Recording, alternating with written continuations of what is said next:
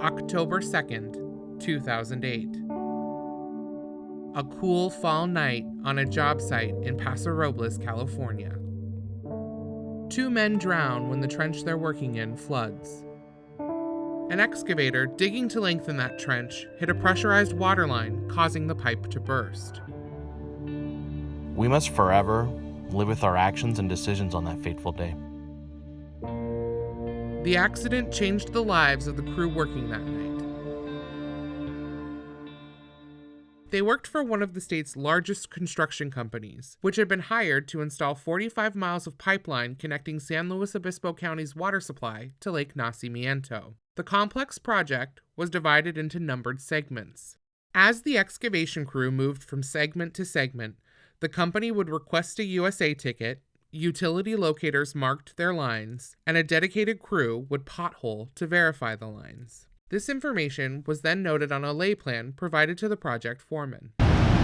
When the company requested a ticket for the busy intersection where the accident occurred, the gas utility marked the ground, but the city's water department did not. The department indicated the line was not marked due to traffic, and a walkthrough was scheduled with the foreman in charge 2 weeks before excavation was set to begin. During the walkthrough, the water representative and the foreman in charge discussed the valves and the water line in the intersection. The water rep provided the foreman an enlarged copy of the city's water map that showed the lines in the excavation path, but did not include the map legend or other orienting features. The foreman in charge asked the water rep to mark the line following the walkthrough. I said whatever you need to get that mark before that gets missed. He assured me he would get right on it and have it marked. The water rep later stated it had been his understanding that the walkthrough was sufficient, but the project manager and the foreman in charge told investigators they did not and would not ever agree to such an arrangement. Following the walkthrough, the foreman in charge circled the line on the map and made a copy, which he forwarded to the dedicated potholing crew to verify and include on the lay plan. Over the next 2 weeks, the water department did not mark the line, and the pothole crew did not verify its location. However, a note was added to the project inspector's plans indicating that a water line may cross the excavation path. On the night of the accident, the crew began their shift with a safety meeting. This was their last night on the job, and a new crew would be taking over. The foreman in charge told the crew they needed to get through the intersection by morning so the road could reopen to traffic. The foreman focused on safety concerns regarding the fact that the crew would be excavating around a high-pressure natural gas line. He also advised the crew to be careful, since they were on a night shift and were all fatigued. During the safety meeting, the foreman in charge assigned 3 men to start the night's work by removing wooden support struts from the section of pipe that had been installed the day before. In light of the tight schedule, he allotted less time than usual for this task, just 45 minutes. No one mentioned the potential water line in the excavation path. The team of 3 began removing struts from the 160-foot section of newly installed pipe. One of the men was new to the job and being trained on the strut removal process by a seasoned member of the crew. He was normally the top guy who stays outside of the pipe. He was very proud of himself for going in and conquering his fear of claustrophobia. The 2 men used a hammer to loosen the struts and load them on a skateboard used to cart the struts to the pipe opening, where a 3rd man removed them from the trench. While the men worked in the trench, the rest of the crew prepared to lengthen the trench and install the new section of pipe. For this job, the company had an unofficial, unwritten policy that no digging should happen while workers were in the pipe. As preparations took place, the foreman in charge attended to other responsibilities, including training a new foreman to take over the job. He walked the entire area of the job, discussing the work to be accomplished that night, noting upcoming utility lines, and helping the new foreman familiarize himself with the job. The process took about an hour. As they walked the work site, the new foreman noticed valve covers in the middle of the intersection and asked if there was a water line present. The foreman in charge indicated that the water lines in the area ran north and south, parallel to the excavation route and to the west, away from the area of excavation. He then showed the new foreman the map provided by the city. The new foreman told investigators he had no reason to doubt the foreman in charge's understanding, and that his colleague was convinced there were no lines in conflict with the excavation path.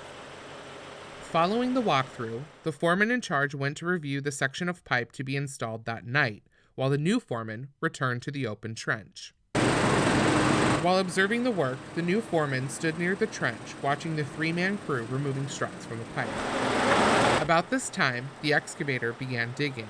The new foreman did not order the excavator to wait until the men finished removing struts, even though he was aware of the informal rule. While the new foreman was observing the work, the project inspector approached him.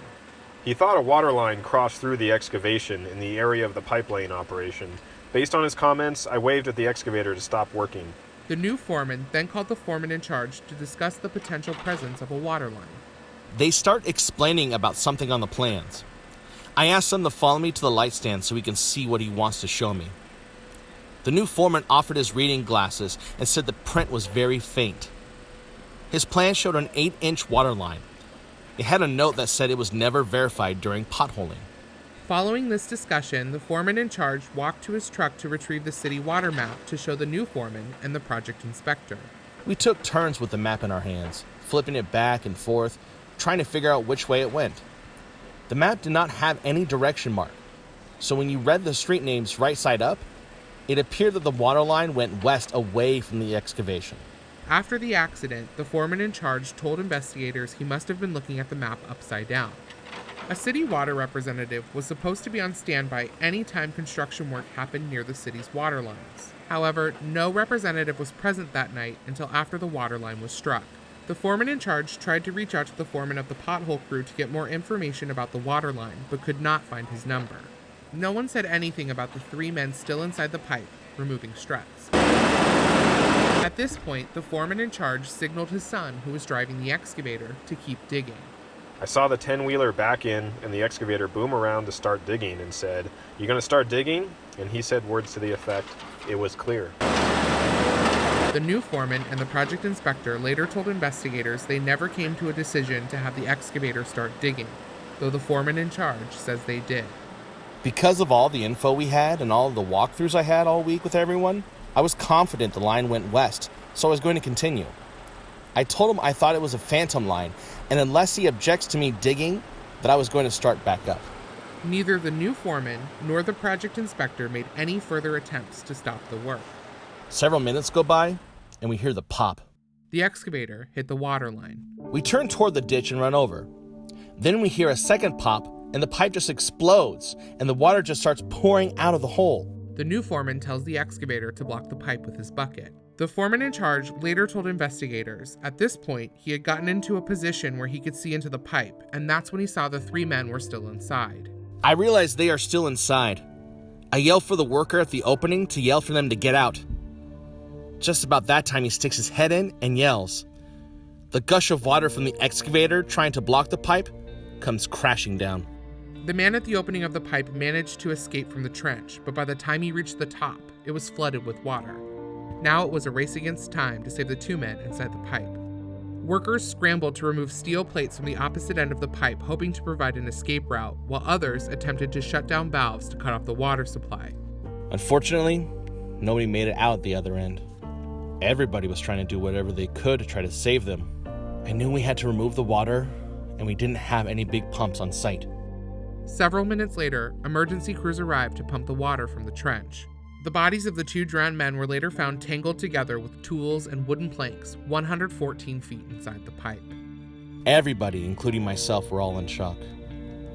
The new foreman was crying on the light stand. I walked over and embraced him and just held him for a while. The new foreman's stepson was one of the victims inside the pipe. He was 26 years old and left behind a 2-year-old daughter. The second victim was an experienced member of the foreman in charge's crew. I had a hard time with the loss. He was 38 years old and left behind a wife and 2 children. The investigation into this case later led to a criminal trial against the foreman in charge. He was accused of negligence and found guilty of involuntary manslaughter.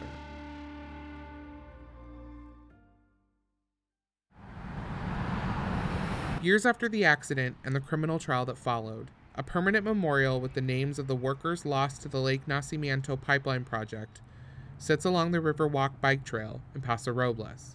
It serves as a tribute to the men who lost their lives and a solemn reminder of the tragedy that took place just a few blocks away.